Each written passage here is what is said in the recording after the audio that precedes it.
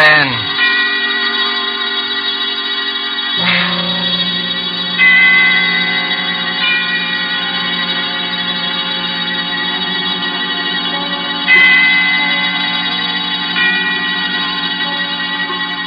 This is the Man in Black, here again to introduce Columbia's program, Suspense.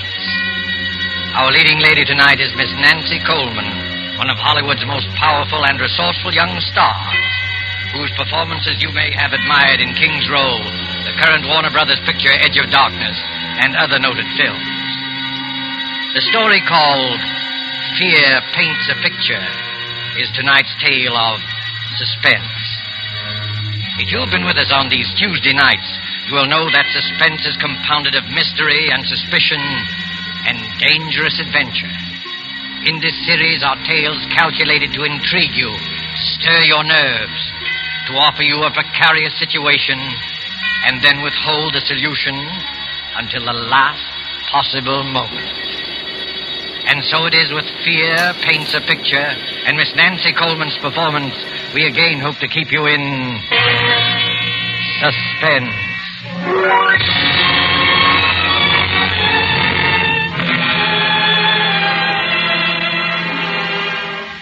There is a picture hanging on a wall. You look at it casually. An extraordinary picture, you will say, skillfully done. Look at those fine brushstrokes, those superb colors. But isn't the subject matter a little bizarre? It is something more than just bizarre. But let us begin from the beginning with the death of Benjamin Powell, a rich and strange man. There were dark rumors about the Powells. His wife had died many years ago. No one knows how. But Benjamin Powell had a daughter, Julia, a high-strung and neurotic girl. And many of us wondered about her, too. Benjamin Powell died, and in his last will and testament he made Julia heir to all his considerable fortune, except that... But let me read you the will. I, Benjamin Powell, being of sound mind and in full possession of all my faculties, hereby request that after my death, my daughter Julia live with Mr. Harvey Lyons, my lifelong friend, until her 23rd birthday, at which date all my worldly belongings will come into her possession, provided that nothing untoward happens to her by that time.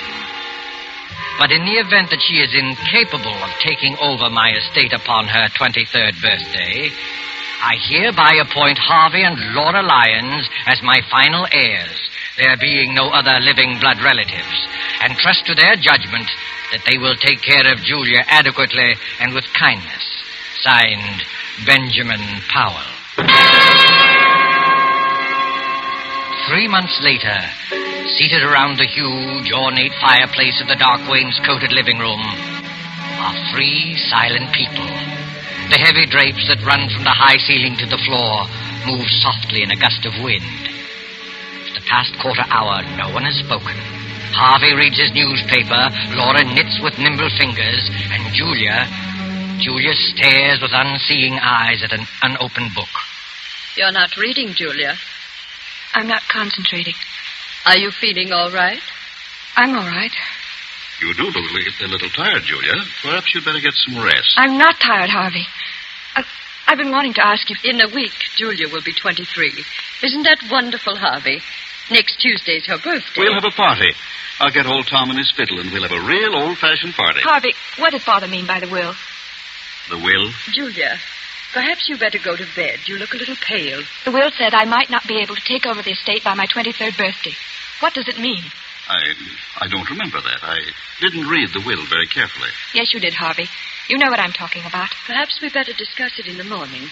You're tired. I'm Julia. not tired, Laura. Please, Julia, I'd rather you wouldn't ask me. That's a delicate handkerchief, Julia. Twisting it will only tear the lace. I'm sorry. I didn't realize it. It's one of your best handkerchiefs. It's no use, Laura. I've got to know. You're a very high-strung girl, Julia. And I'd rather not upset you before bedtime. Upset me? You sort of get moody very often, Julia. Harvey. Laura, I'm not going to bed until I find out what all this means. I've got to find out. You don't like your room, do you? No, I don't. It's too big. The wallpaper. I don't like the pictures on the wall. There's nothing wrong with a big room. Everyone prefers a large room. Everyone likes pictures on the wall. Well, maybe it's the kind of pictures. Yes, it's the pictures. They rub me the wrong way. You see, your feelings about things are different. Different from the feelings of normal people. Normal people? Oh, I'm sorry. I shouldn't. I can't stand this torturous way of telling her. I'll tell you, Julia. Your mother died in an asylum. She went mad after her 23rd year. It's been in the family for generations. I never saw my mother. I thought... We didn't want to tell you this. I wish we hadn't, but you forced us. You mean I'm liable to become insane? Well, you see, any one of us can become insane. There's nothing wrong with me. I'm perfectly all right. I'm as sane as anyone. Being high-strung doesn't make me mad. I don't like it here. I don't like this house. I'm sane. I'm sane. Of course you are, Julia. There's nothing the matter with you. You'll be all right. Your father wasn't sure, that's all. You're as sane as any of us. Come along, I'll take you to your room. We'll have a cup of tea together.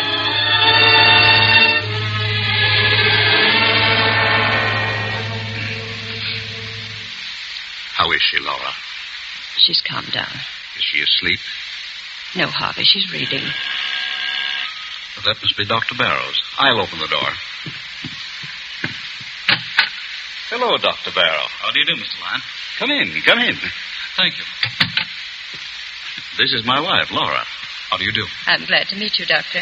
Let me take your things. The maid will have your room ready in a few minutes. That's very good of you. Here, sit down and make yourself comfortable. Thank you. Well, how's Julia? She's been very moody lately. Very moody. She seems so unhappy. I've tried to draw her out, but I haven't been much good at it. Is she still grieving over her father's death? No, it isn't that. I don't think she likes our house. She has some queer ideas about her room. And the wallpaper. She doesn't like that. She doesn't like the pictures on the wall either. I've caught Julia several times staring into the mirror, looking at herself with hate. Mm-hmm. I've heard her talking to herself very often. That's nothing. All of us talk to ourselves once in a while. I don't know, Doctor. I don't think she's very stable. There are things that go on in her mind that she won't talk about. All of us keep things to ourselves, things we never talk about. Mr. Powell described Julia's case to me just before he died. I've had occasion to observe her just once. Oh, you knew Mr. Powell, did you? Oh, yes, for quite a number of years. I treated his wife. Poor Mrs. Powell. She went mad. Started somewhat the same way as Julia. Oh, I wouldn't make that comparison. So far, there's no basis for any such theory. Well, then, let's say that Julia has strong dislikes. Took a hate to the pictures in her room. Pictures, eh? I'd like to go up and see her, if she's not asleep. Well, I guess it's all right. She's not asleep yet. Her room's the second from the right as you reach the top of the stairs. Thank you. I'll just stop in for a few minutes.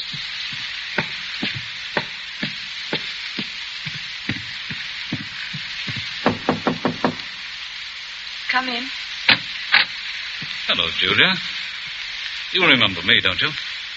No, not exactly. I'm Dr. Barrow, a friend of your father. I treated your mother. My mother? No, don't be alarmed. I'm staying with your guardians for a few weeks. Do you mind if I come in for a few minutes? No. Well, this is a fine room, Julia. A very comfortable one. I don't like it. It's too big, makes me uncomfortable. Nonsense. You're just imaginative. You think someone might be hiding in here while you're asleep. Is that it? It isn't that. Don't you like that picture, Julia? What picture? The one you're staring at. I wasn't staring at it. I just... Just looking at it, eh? Looks like a fine painting. I don't like it. I'm going to have it removed. You can if you like, Julia, but I don't think you should. It's an unpleasant picture. It gives me nightmares. Look at it. That frightful-looking man about to come through the doorway, and the unsuspecting girl sitting in a chair with her back towards him. He's not frightful-looking at all. It's just the black scarf around his neck. He's about to kill her. You certainly have a vivid imagination. I'm sure the artist had no such idea in mind. I hate the picture. I'm going to ask Harvey to take it out of here. No, Julia. You mustn't be afraid of it. The longer you keep looking at it, the less afraid of it you'll be. You've got to conquer your fears, or they'll conquer you. That picture has a horrible fascination for me. I can't take my eyes from it.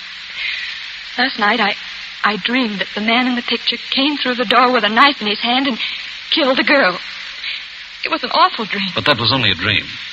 If I take that painting off the wall, you'll find other things to be afraid of. Now, you do as I say. Forget about that picture. Get a good night's sleep.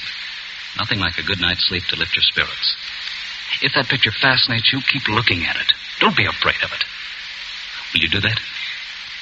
Yes, Dr. Barrow, if you say so. That's fine. I'll see you in the morning. Good night, Julia. Good night.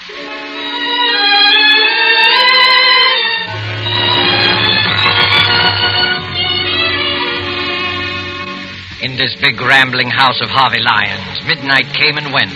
One by one the lights went out, and soon the whole house was blackened by the cover of night.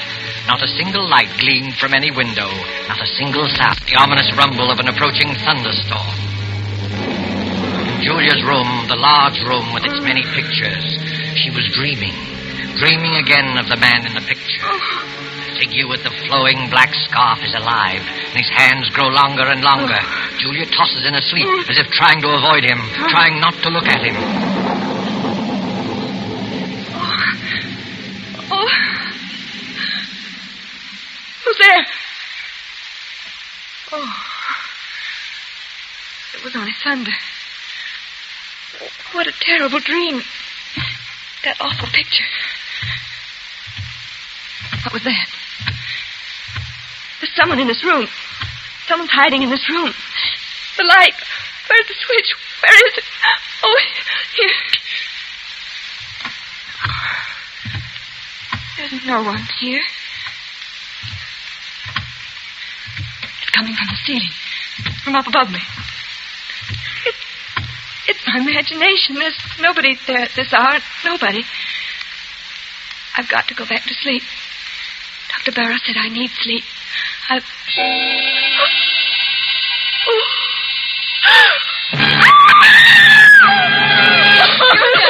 Julia, what happened? What are you doing out here in the hallway? Pull yourself together, Julia. That man. What man? The man in the picture. He's moved. What do you mean? The picture. The man at the door. He's not at the door. He's inside the room. You must have been dreaming. Of course, dear. It was only a dream. I heard a scream, and Julia, what's happened to you? She says she saw a man in one of the paintings move. Oh, I see. He did move. I saw it. He's not outside the door anymore. He's inside. You dreamed that, Julia. That's what I said. It wasn't a dream. The thunder wakened me. I woke up and heard footsteps coming from the ceiling. I thought it was my imagination, and then I looked at the picture. The picture I told you I didn't like, Doctor. The man was inside the room. That's hardly possible, Julia. Figures and pictures can't move. Of course not. It was just a bad dream. No, it's true. I saw it. Come along, Julia. We'll all take a look at the picture. No, I don't want to go back into the room. No. There's nothing to be afraid of. Come on, Julia. Don't be frightened. You've got to fight off these delusions. Here, give me your hand. Come along.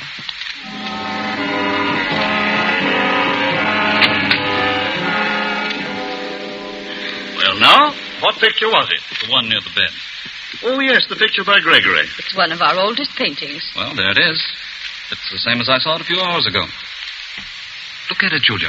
I can't believe it. The man with the black scarf is still outside the door.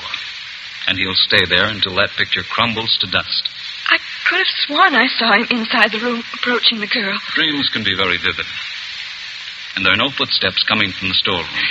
I must be out of my mind. I could have sworn. It's nothing at all, Julia. All of us occasionally have vivid, realistic dreams. Once I dreamed I was being chased by a herd of elephants. It was so real I heard the thundering footsteps even after I woke up. It was so... Delusions can be very real and horrifying. You do believe, don't you, Julia, that it was only a nightmare? Yes, I think so. If Julia wants to, I'll take the picture out of her room. I don't think it's wise. You have to fight these unreasonable fears. That's true, Julia. Never give in to them. Well, I'll go crazy if I keep looking at that picture. It might be the other way around, Julia. If you run away from it, the mental disease prevalent in your family will take firm hold in you. You'll get worse and worse, as Dr. Barrow says, until you'll be afraid of your own shadow. You'll be afraid of everything, of everyone you meet. Afraid to be alone. Afraid to be with people. Afraid of yourself. Afraid of your own clutching fingers. No, don't tell me anymore. Please, Mr. Lyons, there's no need for this kind of talk. Julia, look at the picture. It's nothing but some paint on a canvas with a frame around it. There's nothing about it that can harm you. And the danger lies in yourself. You've got to keep staring at it as often as you can by candlelight or in the dark until you've learned to laugh at it. It won't be easy. I'll try. That's fine.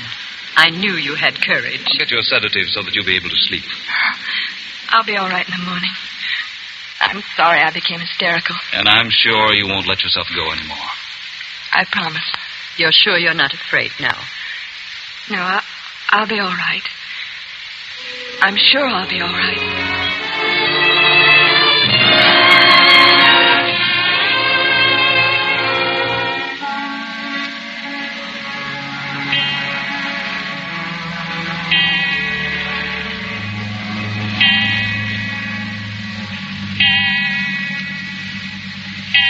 Well, Julia, it's 11 o'clock. You know what Dr. Barrow says. I'm not at all sleepy, Laura. I'd rather stay up for a while. I'm in the middle of a fascinating story. You run along. I'll go to bed presently. Is anything wrong, Julia? Oh, no, of course not. Everything's fine, Laura. You're afraid to go to sleep, aren't you, Julia? No, it isn't that. Is that picture bothering you again? Yes. Last night I heard footsteps again. Sound woke me, and the figure in the picture, it moved. It moved closer to the girl. Oh, how terrible. Why didn't you call me? We thought you were over it. It hasn't bothered you these past 3 nights. Oh, I didn't want anyone to know. I took some sleeping tablets and I fell asleep again. In the morning, the picture was the same as ever. That's a brave girl. Laura, do you think I'm crazy? Of course not. You're as sane as I am. Tell me the truth. I must know. You're just nervous and high-strung, and you have a vivid imagination, that's all. You're trying to soothe me. Why didn't you tell the doctor that you thought the picture moved? I was ashamed. You shouldn't be ashamed. Dr. Barrow is here to help you get well.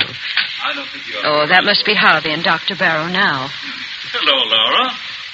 I've arranged to have old Tom at his fiddle here tomorrow night for Julia's birthday, and I've invited the Grovers. They'll be delighted to come. That is, if Julia's feeling well. Julia, you should be in bed. It's after 11. She's afraid to go to sleep. Please, Laura. It's the footsteps in the picture again, isn't it? Yes, Doctor, it moved again. At least I thought it moved, but I went back to sleep. Well, that's an improvement. At least you didn't get hysterical and try to run away like the last time. You were all right for a few nights. It's come back. There isn't much I can do for you, Julia, except to tell you to go to sleep. Fight off these delusions. You've got to do that. Come, Julia, I'll go with you to your room. Well, perhaps you can sleep in my room tonight, Laura. Just tonight. I'll feel a lot more comfortable tomorrow night. I'll be able to face it alone much better. No, Julia, that would be an admission of defeat. All right, if you think it's best. Good night. Good night, Julia. Well, keep up your courage. It doesn't look so good, does it, Doctor? Well, not too good, but it's not hopeless. She has an unstable mind subject to delusions which become very real to her. Her obsession about the picture's not so bad. We all suffer occasionally from optical illusions. But hearing footsteps coming from the storeroom above her is... Storeroom? How did you know there's a storeroom above her? Your wife told me. Oh, of course. Well, that storeroom hasn't been opened in years. I guess there's no point in investigating it, is there? I don't think so. Those footsteps, like the moving figure in the painting, are all in her mind. Her mother behaved just like that before she went mad, didn't she? Well, there's some similarity. You haven't been to the storeroom recently, have you? No, I just mentioned to you that it hasn't been opened in years. Oh, yes, so you did. Forgive me for not listening more closely. That's perfectly all right, Doctor. Well, I just hope that Julia will be well for her birthday party tomorrow. Oh, I had no idea she was having a birthday. How old will Julia be? She'll be 23. Well, I must remember to get her a gift. Oh. Well, I guess I'll go to bed. So will I. I'll see you in the morning.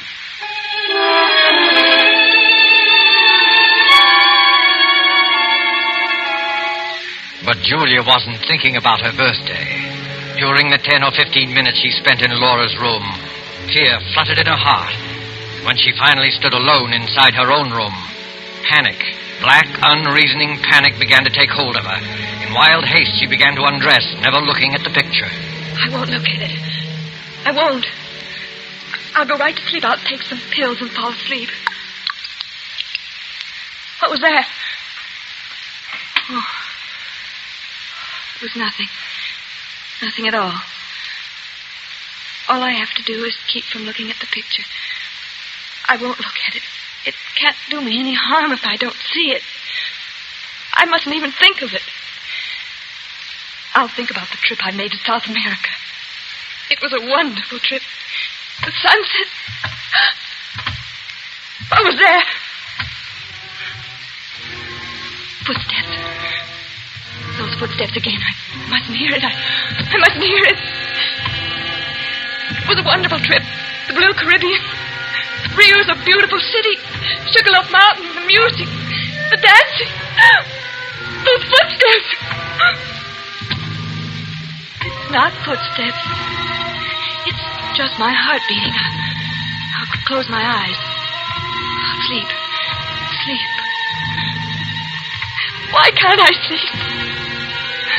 Oh, Lord, let me sleep. I don't want to look at the picture. I won't. I know what I'll see. He'll be closer to her. Maybe he'll have killed her. I mustn't open my eyes. I mustn't. I won't.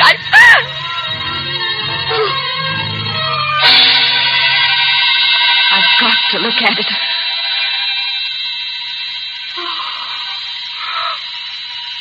He's moved. He's close to the girl. I'm not dreaming. It's real. Girl? It's me. That girl is me. Me. I can't stand it. I can't. Laura! Laura! Oh, Laura, let me in. Let me in. Julia. Oh, you poor girl. Here, sit down. Now stop crying and tell me all about it. Tell me in detail. Don't be ashamed. Get it out of you. It'll do you good to talk. It's the same thing again and again. I tried not to look at the picture. I tried so very hard, but it was hopeless. I had to. The figure with the black scarf was inside the room. A knife in his hand, very close to the girl. But this time the girl had turned around and it was my face. My face. Did you hear any footsteps? Yes. I heard them as soon as I got into the room. You think it's very real, don't you, Julia? Despite the fact that everyone says it's a delusion. It's very real to me. I must be really insane. I'm going crazy. Don't say that. It's no use. I'm not getting any better. It's getting worse and worse. Don't give up. You mustn't. Come along. I'll go to your room with you. I'll stay there until you fall asleep. Unless you want to stay here. Oh, I don't know. I don't know what to do. Will you stay with me, Laura? Yes, Julia. Come, let's go back.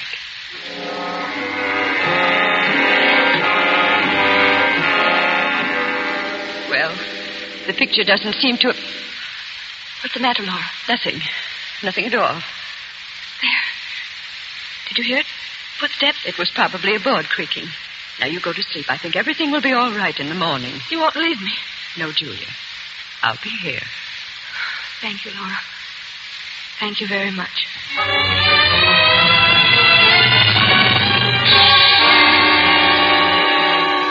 Laura stayed in Julia's room until she was sure that she was fast asleep. Then carefully she tiptoed out of the room, closing the door gently behind her. Julia slept peacefully, feeling safe and secure. Several hours passed, and then suddenly Julia awoke. She sat bolt upright and wide awake with her heart pounding away. Laura. Laura, is that you? Laura! Oh, she's gone. She's left me alone. But I'm not alone. Something woke me. The picture. It's the picture. I must look at it again. If he's moved again, I don't know what I'll do. I'll turn around and look straight at it. I'll look straight at it. Oh. He's killed the girl. He stabbed her. He stabbed me. I'm the girl. Oh, I've got to get out.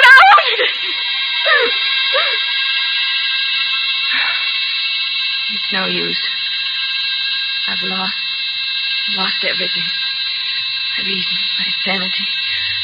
I can't fight it anymore. I can't fight against you and the black scarf. And now you're here. I can touch you. I can feel you. It's real this time. What do you want me to do? No. I won't run away. I won't scream. Do I want to spend the rest of my life in an asylum like my mother? No, I don't. I don't. You're pointing at the window. You want me to open the window? Yes. I'll open it. You say it will be best for everybody if I jump. Yes. The only way out. The only way. I'll do it. I'll do it now, but without thinking. It will only take a moment. Julia! Harvey, Laura. We came just in time. I've got her, Harvey. She's safe. I'm safe. You can come out from behind that chair, my friend. Friend? Come out or I'll shoot. I don't understand. My head's going around in a circle. I can explain everything. I was merely Dr. observing Julia. Barrow. The procedure was a little unusual. I'll do the explaining, Dr. Barrow. You tried to drive Julia crazy. Tried to drive me crazy. That's right. He tried to do it with the picture. You're all making a serious mistake. Mistake? Look at the picture. The figure is inside the room stabbing the girl. No, it wasn't your imagination, Julia. He painted several pictures, each one of them with the figure close to the girl. He used the storeroom upstairs. That's why you heard footsteps. I got suspicious when I found a black scarf in his room. And when I looked at the picture a little while ago, it was full of dust. I dusted it off myself a few hours before. Yes, and Dr. Barrow seemed to know there was a storeroom above you. I couldn't understand how he knew that since it had been closed for years. Why? Why should he want to drive me crazy? Because he's not Dr. Barrow. He's Ralph Powell, your cousin, who disappeared many years ago. Everyone thought he was dead. After I got suspicious, Harvey and I went up to the storeroom and found a lot of pictures he's been painting. This scoundrel is a very talented artist. He's been changing the pictures on the wall. His plan was to drive you insane and then contest the will, since he's your nearest blood relative. Oh, horrible, and I really thought it... I had no intention of killing Julia. I swear I didn't. I just wanted to frighten her. Almost jumped out of the window. I might have been dead. Right now, lying dead outside. Don't think about it, Julia. It's all over now. You're all right. I'm not insane. Of course not, Julia. Why, I almost forgot. It's already Tuesday. Happy birthday, Julia. How does it feel to be 23 years old? It feels wonderful.